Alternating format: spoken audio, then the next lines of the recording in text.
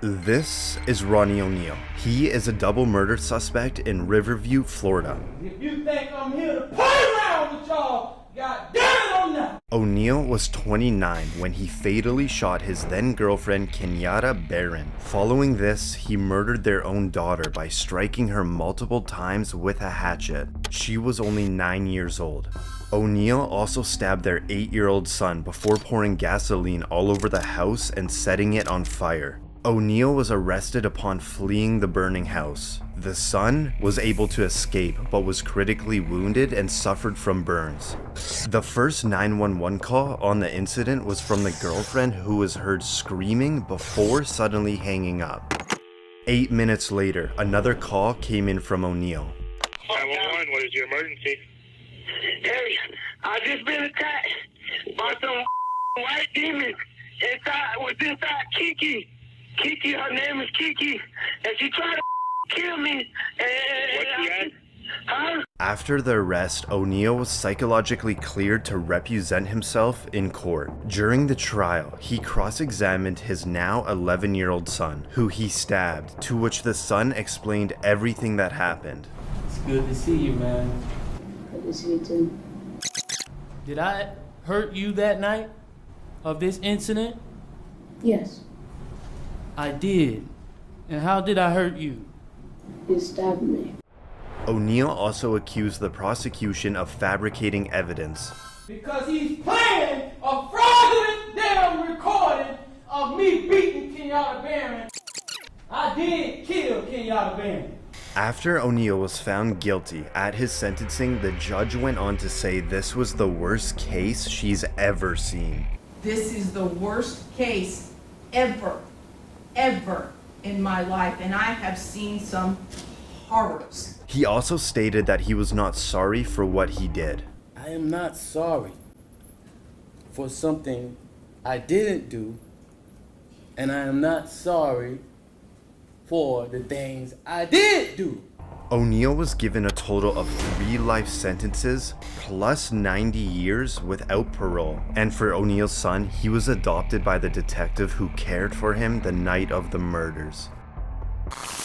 This is Randall Moore. He is facing 3 life sentences for crimes against his former wife, Therese Ann Lynch. Lynch had left her husband and filed a protective order against him. This resulted in Moore kidnapping and killing his estranged wife. Officer Todd Rowland responded to the cries from the apartment, where he was then shot and wounded. Okay, 303 Adams been hit, officer down. Suspect's armed with 20 shells. Advises nobody come to the door as he will shoot again. Shortly after, Moore had a phone call with a 911 dispatcher. Listen as he explains his motives. I didn't want to do any of this. Okay. But I'm telling you, all I wanted was my son. I just wanted to see my 7-month-old baby. That's all I cared about. Not long after, Moore surrendered, and for Officer Rowland, he underwent surgery for his hand. As the verdict is read out, Moore gives nothing but a slight nod. We, the jury, find the defendant guilty of murder in the first degree. We, the jury, find the defendant guilty of kidnapping in the first degree. Guilty of sexual abuse in the first degree. Guilty of attempt to commit murder. At Moore's sentencing, Lynch's mother gives a victim impact statement. What you did to my daughter, Therese Ann Marie Lynch, was evil, hateful, and despicable. You are now dead and rotting and repulsive to me. Read the journal she wrote. She hated you. Thank you, Judge. She hated you. Thank you. You're a loser. Moore refused to apologize for his actions, saying he had no remorse for what happened. And I'll tell you point blank, I have not 1 ounce of remorse for Therese Ann's death. It could have all been prevented. All you had to do is let me see my kid. Now you're never going to see her again. But now comes the judge. If anybody didn't know what a piece of work you were before you start talking, they know it now. The court doesn't allow me to punish you any more than I'm doing now. If I could, I would. Moore was given a total of 3 life sentences plus 25 years for the attempted murder. This is Keith Ferguson from Kalkaska, Michigan. He was set to court for 12 felony counts, including kidnapping and murder. Ferguson, who was 40 at the time, was engaged in a divorce argument with his wife, Tiffany Ferguson. when he began to suddenly beat her, followed by fatally shooting her in front of their 4 children. He then hauled the children over to Tiffany's parents' house, where he fatally shot his father-in-law. After fleeing the scene, Ferguson stormed a nearby house, taking the owner hostage, and barricaded himself inside the home. After a 7-hour standoff, Ferguson was arrested. The defendant has already murdered multiple people and fled and has taken hostages. During Ferguson's court appearance, his attitude and remorse towards the situation baffled everyone. All right, Mr. Ferguson, can I get you to stand up there at the podium, please? All right, I need to have you raise your right hand for me. Okay, all right. Pull me back from my Okay, stop. At his sentencing, Tiffany's best friend gives a victim impact statement, saying she always felt that Keith would hurt his wife. I knew one day you would kill her. She would always reply, "He loves his kids too much. He won't kill me. He loved them so much, he murdered their mother and grandfather." When asked about his children, Ferguson never desired to see or speak to them again.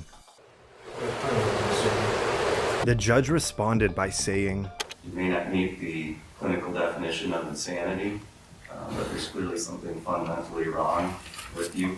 Ferguson was given a life sentence without the possibility of parole. I'll see y'all in hell. This is Michael Swanson, who was 17 when he went on a killing spree of 2 Iowa gas station attendees in the span of an hour. Where did you shoot? On the body? Yeah. And in the face? In the face? Okay. Why the face? I thought I was just gonna shoot to injure her. Why would I shoot her at all?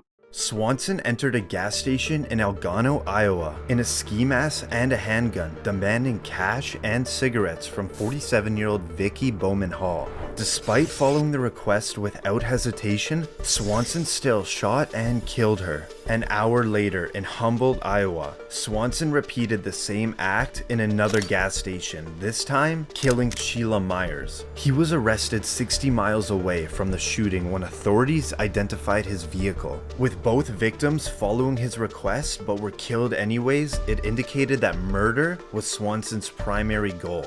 How did it feel when you pulled the trigger? I mean, some people say that, it feels powerful or that it's kind of a rush, or what did you feel when you pulled the trigger? I felt powerful.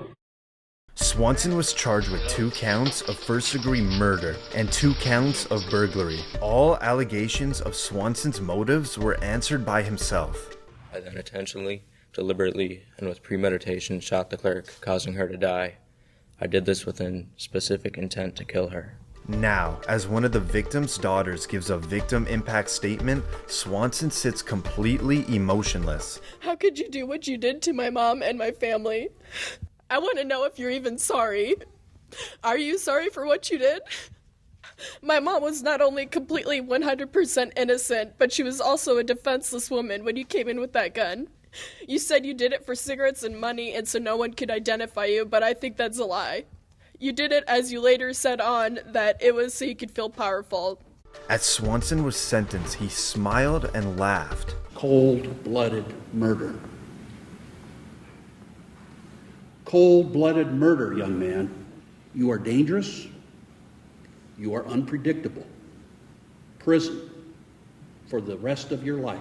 Swanson was given 2 life sentences, and 4 years into his sentence, he slit another inmate's throat.